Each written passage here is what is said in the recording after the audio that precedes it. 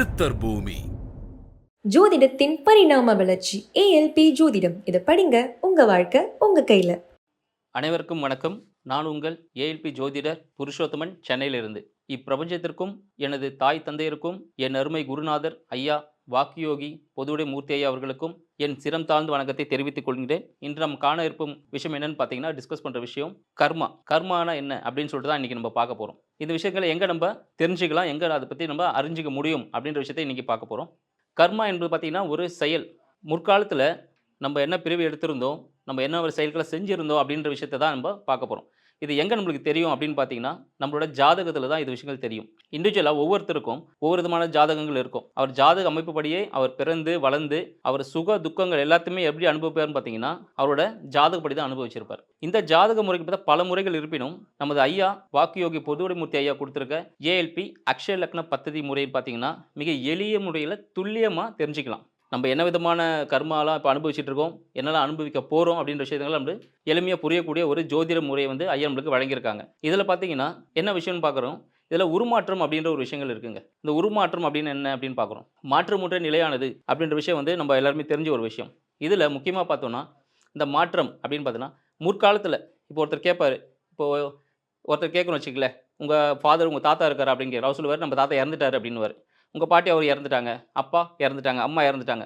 ஆனால் உண்மை என்னென்னு பார்த்தீங்கன்னா, அவங்க இறந்துட்டாங்களான்னு கேட்டிங்கன்னா இறக்கவில்லை அப்படின்ற உண்மை. ஏன்னா உடல் மட்டுமே அழியும், உயிர்னது அழியக்கூடிய ஒரு விஷயம் இல்லை. சரிங்களா? அந்த அழியாத விஷயம் என்ன ஆகும்னு பார்த்தீங்கன்னா, அடுத்தடுத்த ஒரு பிறவி எடுத்து, சரிங்களா, அதோட கர்மாவை கரைக்கிறதுக்காக நம்ம இதுக்கு முன்னாடி செஞ்சிருந்த பாவம் புண்ணியம் அது சம்மந்தமாக இப்போ ஓரிரு ஜீவன் இருக்குது, ஈரொரு ஜீவன் இருக்குது. இதுபோல் இப்போ நம்ம 6 அறிவு உயிராக பிறந்திருக்கும். இந்த 6 அறிவு உயிர் வந்து பார்த்திங்கன்னா ரொம்ப ஒரு முக்கியமான ஒரு விஷயங்க. நம்மளாம் ஒரு வரப்பிரசாதம் அப்படின்னு சொல்லலாம். ஏன்னா நம்மளுக்கு ஒரு உடம்பு இருக்குது, ஒரு சிந்திக்கக்கூடிய ஒரு திறன் இருக்குது. இந்த திறன் எதுக்காக யூஸ் ஆகுதுன்னு பார்த்தீங்கன்னா, நம்ம முன்னாடி செஞ்ச அந்த கர்மா விஷயங்கள் நம்மளோட ஜோதிட முறைப்படி பார்த்தீங்கன்னா, அதுபடி என்ன கர்மா செஞ்சுருக்கோம், என்ன அனுபவிக்க போகிறோம், என்ன தீர்க்கிறதுக்காக நம்ம வந்திருக்கோம் அப்படின்ற விஷயத்தை நம்ம உணர்ந்து அதற்காக விஷயங்களை நம்ம செய்யும் போது நம்ம கர்மாவை கொஞ்சமாக குறைக்க முடியும். அந்த குறைக்கக்கூடிய விஷயங்கள் எல்லாம் நமது ஐயா வந்து நம்மளுக்கு ஈஸியாக சொல்லி கொடுத்துட்ருக்காங்க இந்த ஜோதிட முறை மூலமாக. அதுபடி பார்த்தோன்னா, நம்ம திருமூலர் ஐயா என்ன சொல்லியிருக்காங்க அப்படின்னு பார்த்தீங்கன்னா, உடம்பார் அழியில் உயிரார் அழிவர் திடம்பட மெய்ஞானம் சேரவும் மாட்டார், உடம்பை வளர்க்கும் உபாயம் அறிந்தே உடம்பை வளர்த்தேன் உயிர் வளர்த்தேனே இப்படின்னு நம்ம திருமூலர் வந்து பார்த்தீங்கன்னா சொல்லியிருக்கார்.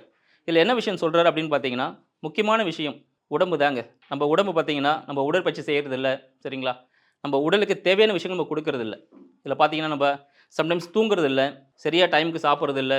அண்ட் அது உடம்பை வந்து பார்த்தீங்கன்னா ஒரு அலட்சியமாக நடத்துவோம். சில பேர் குளிக்க கூட மாட்டாங்க, சரிங்களா. இது மாதிரி விஷயங்கள் பண்ணும்போது என்ன ஆகுது பார்த்தீங்கன்னா, நம்ம உடம்பே வந்து கோவில் மாதிரி. அதுக்குள்ளே இருக்கிற விஷயம் தெய்வம் தான் நம்மளோட ஆன்மா. அது என்ன பண்ணுது, அது அடுத்தது இறைவனை சேரத்துக்காக இப்பிரபஞ்சம் நம்மளுக்கு கொடுத்த ஒரு வாய்ப்பு, சரிங்களா.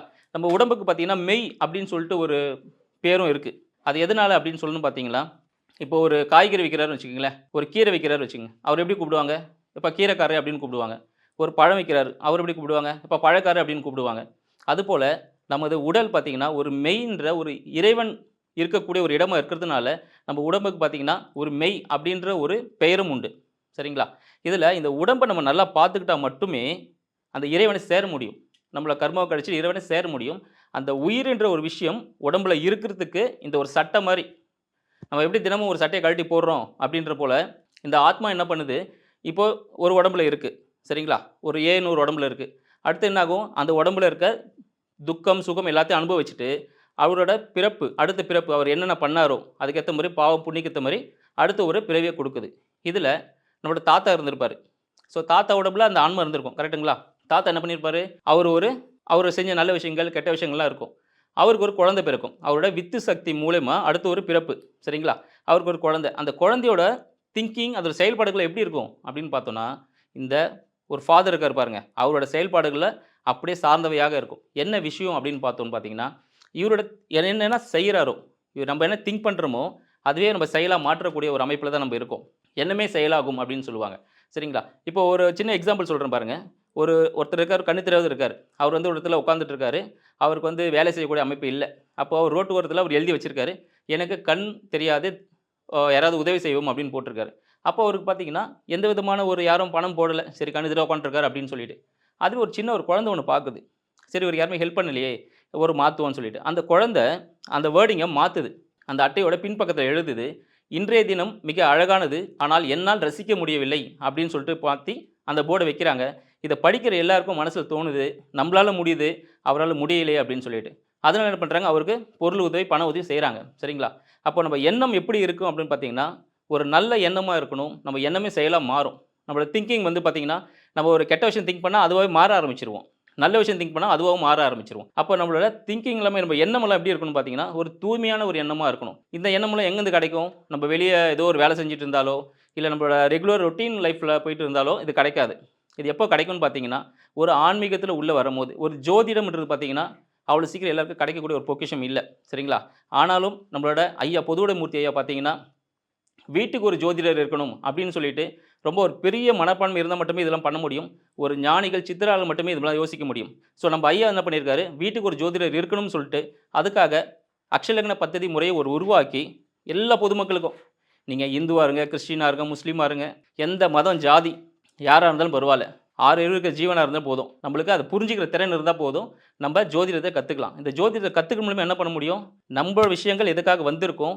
நம்ப யாருக்கு என்னென்ன நடந்துக்கணும்? எப்படி அத பிரதிபலிக்கும் நம்மளுக்கு அப்படின்ற விஷயங்களா மாறும். சரிங்களா? இது மூலியம் பார்த்தீங்கன்னா, விவேகானந்தர் இருக்காரு. ஸோ அவர் என்ன சொல்றாரு, 6 மணி நேரம் தூங்குறதும், சரிங்களா, 1/2 மணி நேரம் தியானம் செய்றதும் முக்கியம்னு சொல்றாரு.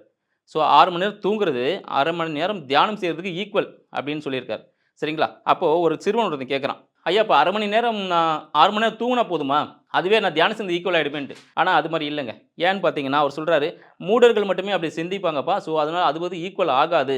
ஏன்னு பார்த்தீங்கன்னா, நம்ம தியானம் செய்யும்பொழுது, நம்மளோட கற்பனை திறன் எல்லாமே எண்ண ஓட்டம் இருந்துட்டே இருக்கும். அப்ப என்ன ஆகும்? எல்லாம் ஒரு நேரடி பார்வையில வந்துரும் நம்மளுக்கு. சரிங்களா? நேரடி பார்வையில இருந்து, நம்மளோட எண்ணங்கள் எல்லாமே ஒரு சிந்தனையோட இருக்கும். அது எப்போ இருக்குன்னு பார்த்தீங்கன்னா, நம்ம தியானத்தில இருக்கும்போது தான். தியான உணர்ச்சி மேல ஓங்க மேலோங்க, அது என்ன ஆகும்? நம்மளோட ஆத்ம சக்திய அதிகரிச்சு, மெய்ஞானத்த கொண்டு வந்து கடவுள அடையறதுக்கான ஒரு வழிய குடுக்கும். நம்மளோட கிளாஸ்லயும் பார்த்தீங்கன்னா, அந்த மனிதனோட உடம்பு வந்து ஒழுக்கமா இருக்கணும். இந்த மாமிசம் உண்ணக்கூடாது, சரிங்களா? மது அருந்தக்கூடாது. இந்த விஷயங்கள்லாம் கண்டிப்பா இருக்கும். இத விட ரொம்ப முக்கியமான விஷயம் என்னன்னு பார்த்தீங்கன்னா, நமது முன்னோர்கள் கரெக்ட்டா ஃபாலோ பண்ணியிருந்த ஒரு விஷயம். அதிகாலையில எழுந்துக்கிற பழக்கம். இப்ப இருக்க காலகட்டத்தில அது எழுந்திருக்க பழக்கம்ன்றது சுத்தமா இல்ல. எல்லாம் பார்த்தீங்கன்னா 7 மணிக்கு, 8 மணிக்கு, 9 மணிக்கு எழுந்துக்கிறாங்க. ஆனா நம்மளோட வகுப்பு காலையில 4:30 மணிக்கு ஆரம்பிக்கிறதுனால, சரிங்களா? ஸோ அதுக்கு முன்பாக 1 மணி நேரம் முன்பா நம்ம எழுந்துக்கணும். எழுந்து நம்மள குளிச்சுட்டு, நல்லா சுத்தப்படுத்தி நம்ம உட்கார்ந்திருக்கும்போது, சரிங்களா? அந்த கடவுள் பிரபஞ்சத்தோட நம்ம இணைய ஆரம்பிக்கிறோம். அப்ப என்ன ஆகுது? ஆட்டோமேட்டிக்கா நம்மளோட கர்மா வந்து நல்லபடியா ஒர்க் ஆக ஆரம்பிச்சிருது. இந்த ஏஎல்பி, இந்த ஜோதிட முறையில நம்ம பயணிக்கும்போது என்ன பண்றோம்? நம்மளே அறியாம நெறைய பேருக்கு நெறைய விதமான வாழ்க்கை முன்னேற்றத்திற்கான வழிகள் சொல்லி தந்துட்டு இருக்கோம். அப்படி சொல்லிக் கொடுக்கும்போது என்ன ஆகும்? அவங்க வாழ்க்கை முன்னேற போகுது. சரிங்களா? இது மூலியமா என்ன ஆகும்? நம்மளோட கர்மா வந்து தீய வினைகள் எல்லாம் முடிஞ்சு, நல்ல வினையா மாறதுக்கான வாய்ப்புகள் நெறைய உண்டு. ஸோ இது போல நெறைய விஷயங்கள் நம்மளால வந்து நம்மையே அறியாமயே, சரிங்களா? நமக்கு தெரியாம நம்ம கூட இருக்கவங்க பார்த்தீங்கன்னா, நம்மளோட குருஜி பார்த்தீங்கன்னா, நம்மளுக்கு ஆக்சுவலி குருஜின்றவர் என்ன வரும்? நம்மளுக்கு குருவா இருப்பார். சரிங்களா? யாரு குரு அப்படின்னு பார்த்தோம்னா, யாரு ஒருத்தரோட பேர சொன்னா, நம்ம சாந்தி அடைஞ்சு, அமைதி அடைஞ்சு, ஒரு முக்தி நிலைக்கிட்ட போறோமோ, அவர் தான் குருன்னு சொல்லுவாங்க. சரிங்களா? இது பார்த்தீங்கன்னா, நம்ம ஐயா பொதுவுரை மூர்த்தி ஐயா கிட்ட இது நெறைய வாட்டி உணர்ந்திருக்கோம் இந்த விஷயத்த. ஏன்னா, அவங்க சொல்ற வழிப்படி நடந்தோம்னா, நம்ம பல்வேறு நிலைகள்ல தானா உயர ஆரம்பிச்சுருவோம். நம்ம போய் ஸ்டெப் பை ஸ்டெப் ஏறணும்னு அவசியம் இல்ல. அவர் சொல்ற வழிமுறைய ஃபாலோ பண்ணாலே போதும், நம்பளே நம்மள அறியாம ஒரு உயரத்தில இருப்போம். அது எப்போ நம்மளுக்கு தெரிய வரும் அப்படின்னு பார்த்தீங்கன்னா, பொதுமக்கள் மத்தவங்க சொல்லும்போது நம்மளுக்கே தெரிய வரும், நம்ம இந்த இடத்துல இருக்கோம் அப்படின்ட்டு. அதற்காக ஆணவமும், அகங்காரமும் எதுவும் இல்லாம, நம்ம எண்ணத்தை மிக சிறப்பாக வைத்துக்கொண்டு, சரிங்களா? நம்ம அடுத்த நிலைக்கு முயற்சி செய்து முன்னேறணும். இதுக்கு உறுதுணையாக இருக்கிறது பார்த்தீங்கன்னா, ஏஎல்பி ஜோதிடம் தான். இது மக்களுக்கு ஒரு அரிய வாய்ப்பா என்ன இருக்குன்னு பார்த்தீங்கன்னா, அடுத்த மாதம் ஒரு அரிய வாய்ப்பு, அரிய பொக்கிஷத்த அக்ஷயலக்ன பத்ததி அப்படின்ற ஒரு அக்ஷய பாத்திரத்த ஐயா வந்து எல்லாருக்கும் குடுக்கலாம் அப்படின்னு ஒரு முடிவுல அடிப்படை ஜோதிட வகுப்பு ஆரம்பிக்கலான்னு இருக்காங்க. ஸோ அனைவரும் வீட்டுக்கு மினிமம் ஒருத்தர்னு சொல்லியிருக்காரு. நான் என்னோட ஆசை என்னன்னு பார்த்தீங்கன்னா, வீட்ல இருக்க எல்லாருமே கத்துக்கணும் அப்படின்ட்டு. இது எதனால பார்த்தீங்கன்னா, மத்தவங்களுக்கு இது கர்மா, அது கர்மான்னு சொல்றத விட, நம்ப புரிஞ்சு தெரிஞ்சுக்கணும். ஜோதிடத்தின் பரிணாம வளர்ச்சி ஏஎல்பி ஜோதிடம். இதை படிங்க, உங்க வாழ்க்கை உங்க கையில. சித்தர் பூமி